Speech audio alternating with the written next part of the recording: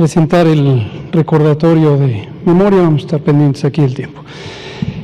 Entonces, decíamos que cuando empezó la epidemia en México, 27 de febrero, la noche del 27 de febrero, la confirmación por laboratorio se realizó el 28 de febrero, en la madrugada. Este fue el caso de una persona que llegó y se fue atendida en el Instituto Nacional de Enfermedades Respiratorias. ¿Qué pasó? ¿Qué tan preparados estábamos? ¿Qué habíamos considerado antes de esa fecha? ¿O no habíamos considerado nada y nos tomó por sorpresa? Quizás es la pregunta que algunas personas se hacen, si es que no le han dado un seguimiento continuo, diario, a esta información. ¿Cuál fue la señal inicial para México de que podíamos tener una epidemia como esta? La señal fue: hay 44 casos de neumonía de causa no conocida en un mercado, en una provincia en China, en Wuhan, provincia de Hubei, China. Esa fue nuestra señal. Y fue nuestra señal porque recibimos esa información no en una forma oficial, no en una forma específica, sino a través de un sistema que tenemos. Un día vamos a invitar a la doctora Ana de la Garza, quien lo coordina y trabaja con el doctor Alomía en la Dirección de Epidemiología. Es nuestro sistema de inteligencia epidemiológica. Y tenemos una unidad específica que tiene un área de monitoreo y, entre otras cosas, monitorea las noticias internacionales por distintos medios. El día que venga la doctora vamos a hablar sobre métodos contemporáneos de inteligencia epidemiológica. Hablaremos de uno de los métodos, que es la vigilancia basada en eventos. Mencionaremos quizá la guía para ese propósito que la Organización Mundial de la Salud publicó en 2014, en la que tuve el gusto de ser coautor de la misma. El punto es, uno detecta señales tempranas cuando uno está preparado para detectarlas y para buscarlas. 44 casos de una neumonía de causa no conocida en China podría parecer muy lejos de convertirse en la epidemia que hoy tenemos. Sin embargo, la experiencia institucional no es solamente una experiencia personal de quienes trabajamos en las instituciones, sino la experiencia acumulada institucional nos permite identificar ciertas señales como constitutivas de alertas. Y este fue el caso. En la última semana de diciembre de 2019 empezamos a reaccionar a esto. Y otro elemento que me gustaría también destacar, ya lo hemos mencionado, es el sistema de centros nacionales de enlace del Reglamento Sanitario Internacional. Todos los países que somos miembros, Estados miembros de la Organización Mundial de la Salud, estamos adheridos, obligados a cumplir el Reglamento Sanitario Internacional. Y el reglamento, en su versión vigente, que es la de 2005, estipula que todos los Estados miembros tienen que tener un centro nacional de enlace y en él un punto focal nacional, que es una persona.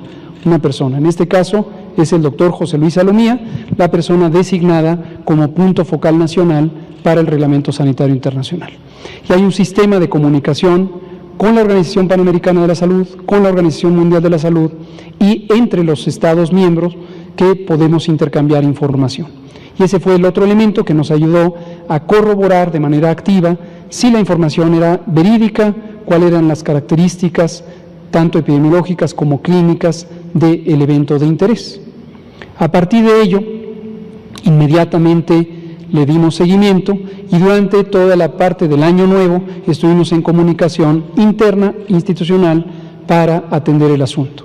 El 3 de enero, cuando empezó el año calendario, nos reunimos a identificar qué debíamos hacer. El 9 de enero, la Dirección General de Epidemiología, a través del Comité Nacional para la Vigilancia Epidemiológica, que también el secretario técnico es el doctor Alomía, emitieron un aviso preventivo para viajeros mexicanos.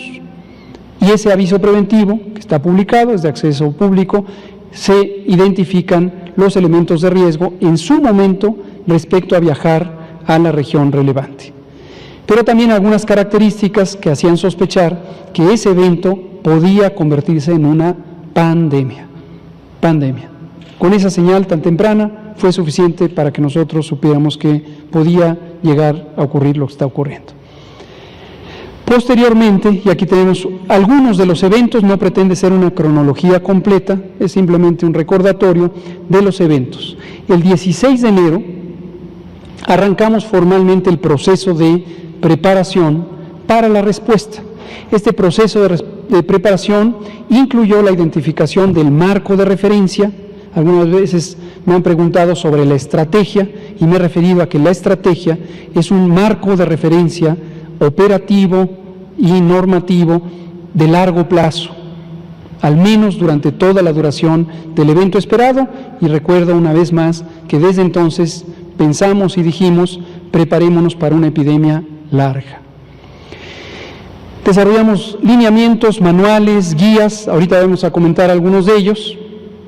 El 22 de enero, en las instalaciones de la Secretaría de Salud, en Lieja número 7, tuvimos nuestra primera conferencia de prensa. Alejandro Alemán, aquí presente, y a quien le mandamos nuestros saludos, se acordará, porque una de las preguntas que se hicieron en la conferencia, la hizo Alejandro y me pareció muy pertinente, es ¿por qué nos convocan a informarnos esto? ¿Quiere decir que ya hay una situación grave que se está presentando? Palabras más, palabras menos. Y nuestra respuesta fue no, les convocamos porque desde esta etapa tan temprana, donde en México no existe caso alguno, donde en ninguna parte excepto China que se conociera existían casos, debemos informar de los riesgos que se avecinan. 22 de enero en la Secretaría de Salud. Después formulamos un primer comunicado técnico que ha seguido siendo el comunicado técnico diario con sus distintas modificaciones hasta la versión presente que acaba de presentar el doctor Alomía. El 30 de enero instalamos o activamos el Comité Nacional para la Seguridad en Salud. Este es un cuerpo colegiado creado en 2002 que fue diseñado específicamente para responder ante amenazas a la seguridad en salud. Lo preside el secretario de Salud y su marco de competencia es multisectorial. Es decir, no solamente está la Secretaría de Salud o las instituciones del sector, están también otras dependencias del gobierno que son relevantes para la seguridad en salud, el 30 de enero.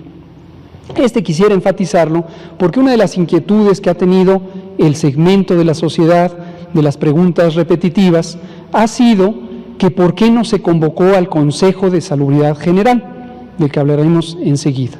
La respuesta, la hemos dado muchas veces, es porque los recursos institucionales necesarios para responder a esa fase ya habían sido aprovechados. Entonces, el marco de respuesta, de preparación para la respuesta, había iniciado ya desde aquí, 16, y después formalizado el 30 con el Comité de Seguridad en Salud. Otras fechas relevantes, insisto en que esto no es un recuento exhaustivo. El 14 de febrero iniciamos un diagnóstico situacional de las entidades federativas. Nos interesaba saber qué capacidades y qué grado de organización para una respuesta como esta tenían en su momento las autoridades sanitarias estatales. Recordar, lo hemos dicho en innumerables ocasiones, que los gobiernos estatales tienen una atribución por ley de respuesta ante problemas de salud pública. Pero necesitábamos saber, como gobierno federal, quién sí estaba preparado, quién no, qué capacidades, qué planes y cómo coordinarnos para ese propósito. Inmediatamente el 18, y en parte derivado de ese análisis, de ese diagnóstico de situación, consideramos que necesitábamos apoyar a las entidades federativas en varios aspectos que posteriormente hemos ido relatando, incluyendo el equipamiento y las modificaciones de la reconversión hospitalaria, pero en ese momento era para el diagnóstico por laboratorio. Nuestro INDRE, nuestro Instituto de Diagnóstico y Referencia Epidemiológicos, es un laboratorio nacional de referencia y en los 31 estados existen laboratorios estatales de salud pública y todos ellos conforman la Red Nacional de Laboratorios de Salud Pública. Y les apoyamos desde entonces y hasta la fecha enviándoles insumos reactivos para que estén en capacidades de responder. También equipos, que lo hemos hecho en casos necesarios. Ahora sí, la noche del 27, madrugada del 28, se presentó el primer caso. Pero habíamos estado preparando todo esto. Ya hemos dicho en otra ocasión, definimos en el marco de respuesta 8 grupos técnicos de actividades específicas: promoción de la salud, vigilancia epidemiológica, atención médica, investigación, grupos de respuesta rápida, etcétera, etcétera, etcétera. Pasamos a marzo y tuvimos un elemento que ha sido muy importante para nosotros y lo recordamos. A veces también este grupo social de las preguntas repetitivas insiste en que no reaccionamos suficientemente temprano. Cuando pasamos a la fase 2, lo hicimos con base en un elemento puntual que en el marco de una preparación como esta era la señal esperada. Esperada no en el sentido de deseada, evidentemente, sino esperada porque sabíamos que iba a llegar irremediablemente.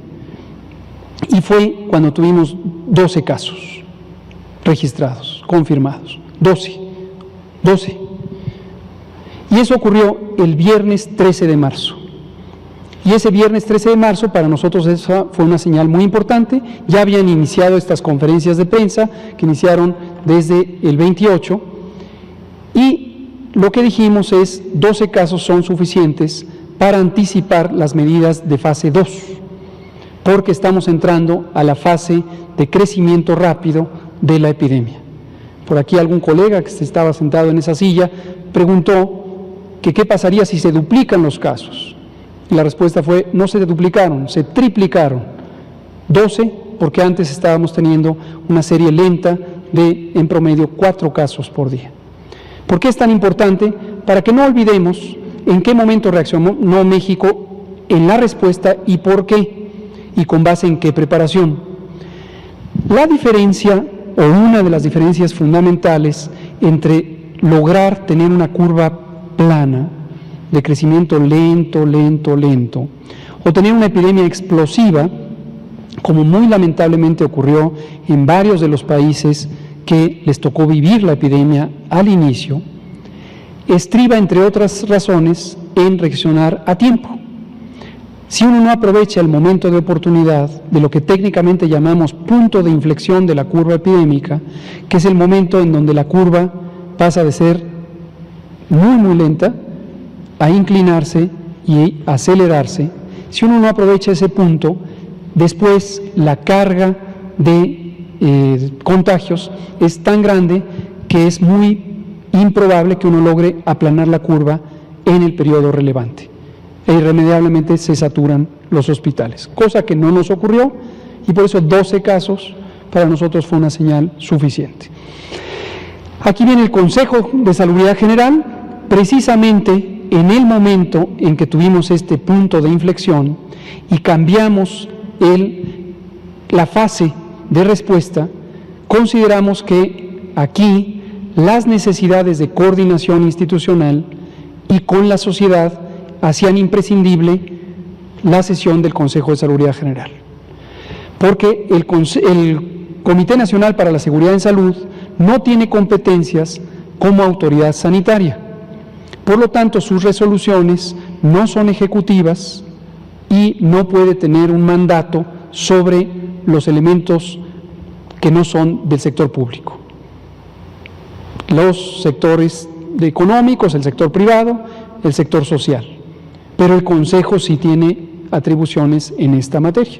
Entonces, por esa razón, aquí empezó, porque en toda la fase previa no necesitábamos que hubiera un cambio masivo de comportamiento como se requirió para la Jornada Nacional de Sana Distancia. Esa es la razón por la que está aquí. Aquí empezó la Jornada Nacional de Sana Distancia y les recuerdo que el sábado 14, inmediatamente después de tener 12 casos, el sábado 14, al día siguiente, tuvimos una participación del Comité Nacional de Educación, el Consejo Nacional de Educación, CONAEDU, Consejo Nacional de Educación, o Consejo Nacional Educativo, que preside el secretario del ramo, el maestro Esteban Moctezuma Barragán.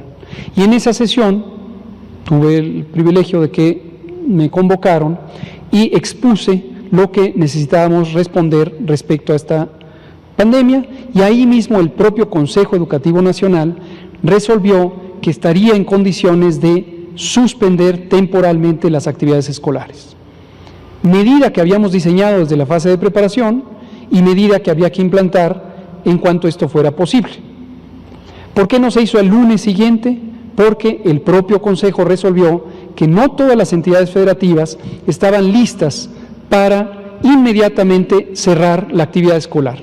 Y el lunes próximo a esta fecha, que fue el lunes 17, íbamos a tener un festivo.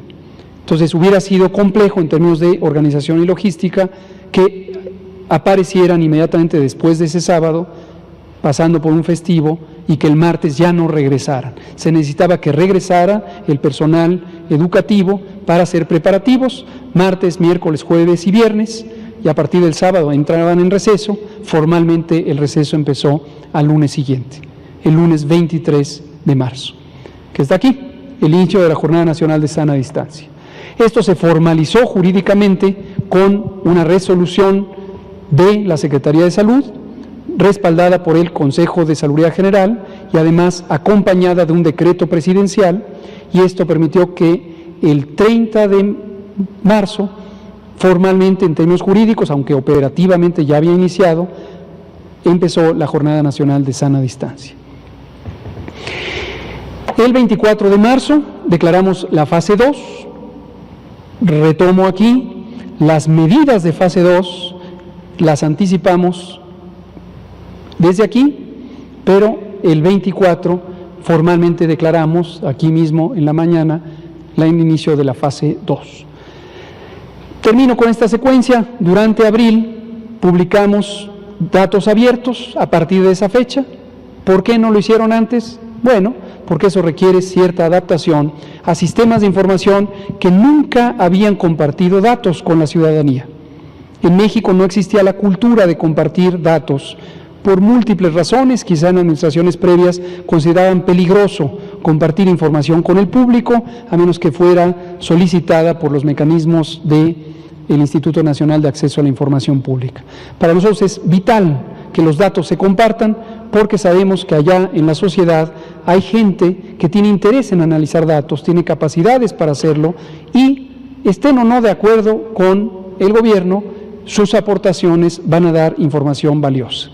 Entonces, desde entonces y hasta el minuto, y lo seguiremos haciendo, las bases de datos completas de la vigilancia epidemiológica, de toda esta información, se ponen al público en tiempo real todos los días. Por supuesto, sin identificadores. Si usted ha tenido COVID y está registrado en la base de datos, no tema, su nombre, su dirección, su teléfono, todos los datos que son privados no están en acceso público, por supuesto. Tuvimos después una nueva sesión del Consejo de Salubridad General para aprobar las medidas de fase 3, y empezó la fase 3 el 21 de abril. La siguiente, por favor. Este es un recuento general. A lo largo de los siguientes días, y si hay preguntas, por favor, cualquier duda que haya, con mucho gusto lo volvemos a explicar, cualquier elemento que ustedes crean que vale la pena retomar en este recordatorio. Termino con esta fase explicando cómo se definieron y se diseñaron y en qué consisten las distintas fases. Estas fases, dicho sea de paso, están en correspondencia con distintos manuales y planes de preparación y respuesta ante epidemias que la Organización Mundial de la Salud, la Organización Panamericana de la Salud, varias agencias internacionales de salud pública han estado publicando en nuestro propio país a lo largo de muchos años. Nosotros lo publicamos de esta manera, aún antes de que para la epidemia de COVID la Organización Mundial de la Salud formalizara el marco de referencia para esta epidemia, y resultó que era igual al que nosotros estábamos usando. La fase 1 es importación, donde hay casos importados. La transmisión secundaria solamente ocurre en la primera y segunda generaciones de transmisión, es decir, la persona viajera contagia a alguien al llegar y hasta ahí. Y después hay brotes familiares. pequeños brotes familiares. Contagios dentro de la casa, dentro del grupo de amigos, son muy localizados. Y aquí aplica desde el inicio, y les recuerdo que esto, porque es parte de estas, las 7 mentiras, como yo le llamo, ya conté que son más, donde se ha propagado una idea falsa que quizá ha confundido a algunas ciudadanas y ciudadanos de que no hicimos contención. No habría razón para no hacerla, dado que es una intervención muy importante. Y la hicimos durante toda la fase 1, de hecho la hicimos antes de la fase 1, digamos antes de tener el primer caso, porque fue la manera en que encontramos también los primeros casos. Luego tenemos la fase 2, que es dispersión comunitaria.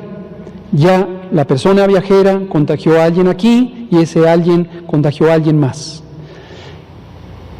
O se siguieron las cadenas de transmisión en mayor número, tercera, cuarta, quinta generaciones, y los brotes entonces ya son comunitarios, ya no están solo en el entorno inmediato de los individuos. Y aquí se incorporó un segundo elemento, además de la contención, que es la mitigación. La mitigación, recordemos, son aquellas intervenciones masivas en que por disposiciones administrativas, disposiciones de ley, se suspenden actividades. Se suspende la actividad escolar, se suspende la actividad laboral y se suspenden temporalmente diversas actividades recreativas, culturales, de esparcimiento en el espacio público. El objetivo, disminuir la proximidad entre personas, que día a día haya menos contactos entre personas para que aquellas personas contagiantes no contagien a quienes son susceptibles, que de inicio somos o hemos sido todas las personas que no hemos tenido la enfermedad. 80 millones de personas salieron de la vía pública, esa es la estimación, durante toda la Jornada Nacional de Sana Distancia, que empezó desde el 23 de marzo y terminó el 30 de mayo. Y esta actividad, aquí está, 24 de marzo, es cuando empezó. Ahora, la fase 3 es cuando ya se considera una dinámica epidémica, un acontecer epidémico, una magnitud epidémica de la infección. Recuerden que en los últimos pocos días hemos estado distinguiendo brotes localizados versus generalizados, y en particular el fenómeno pandémico como la expresión más amplia de la propagación, todo el mundo. Hay brotes regionales o incluso más allá de lo regional, y hay una dispersión nacional. Aquí hemos seguido con contención y mitigación. Iniciamos, como se dijo, cuando formalmente declaramos la fase 3, y hasta el momento estamos en fase 3. Y seguiremos hasta que posteriormente tengamos un descenso muy sustantivo de las curvas epidémicas locales, de la curva epidémica nacional, y pasaremos a una fase 4 de recuperación.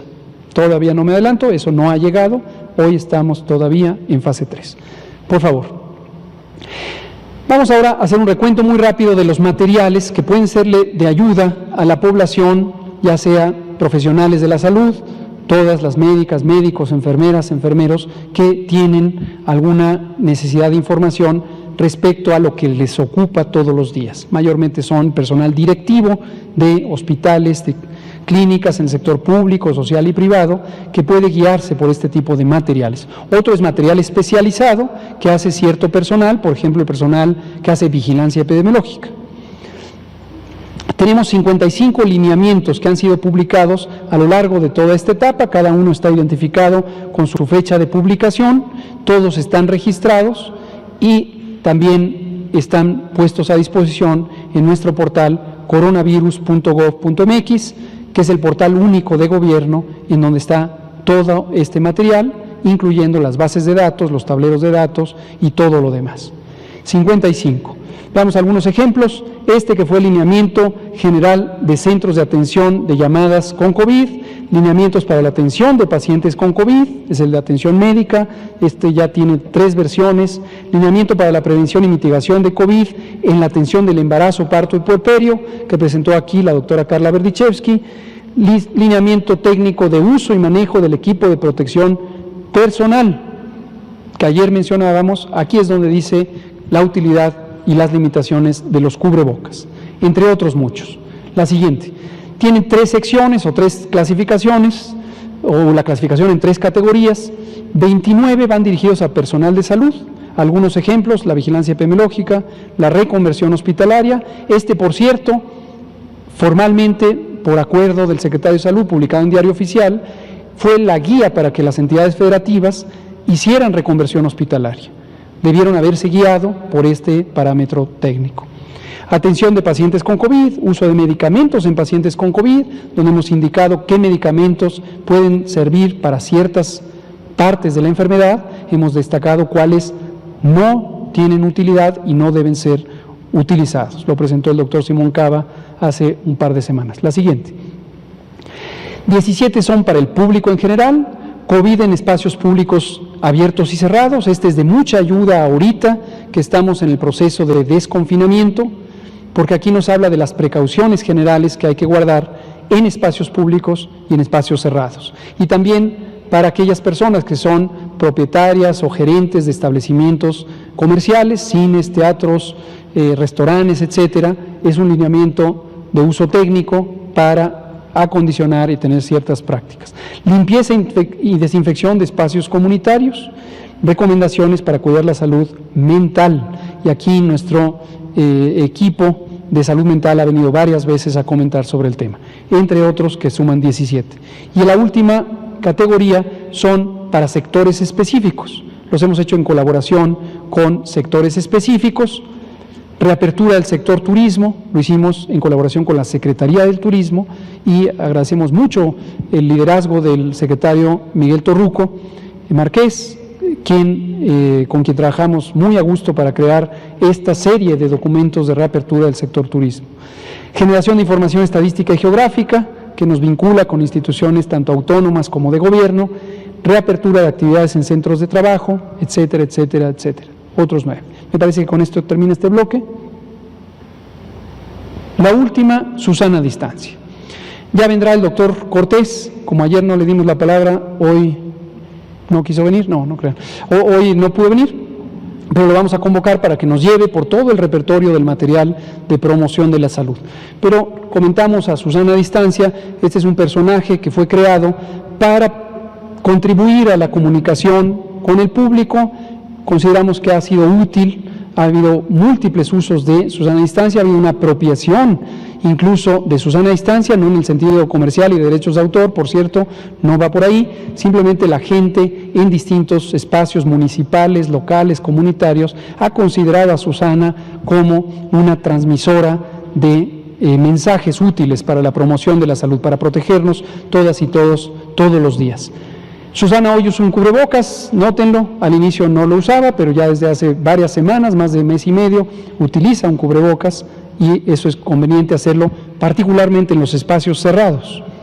Además de estar atentos a las indicaciones locales, los estados como autoridades sanitarias, los gobiernos estatales, van a ir dando indicaciones locales, qué se abre, qué no se abre, cuándo se abre, cómo se abre, y hay que seguir las indicaciones locales. En algunos casos los municipios también tienen, como autoridades administrativas que son, la posibilidad de establecer indicaciones sobre estas cosas. Lavar las manos frecuentemente, lo hemos dicho, 10, 15, 20 veces, no es exagerado, hay que hacerlo siempre que se pueda, preferentemente con agua y jabón, y cuando no, con alcohol desinfectante. Toser y estornudar en el ángulo interno del codo, que es lo que se llama la etiqueta respiratoria, achú, esa es una práctica muy importante. Usar el cubrebocas de manera correcta, cubriendo nariz y boca. Y finalmente, aunque es la esencia, es el nombre de Susana, mantener todo momento Susana a distancia. Gracias, Susana.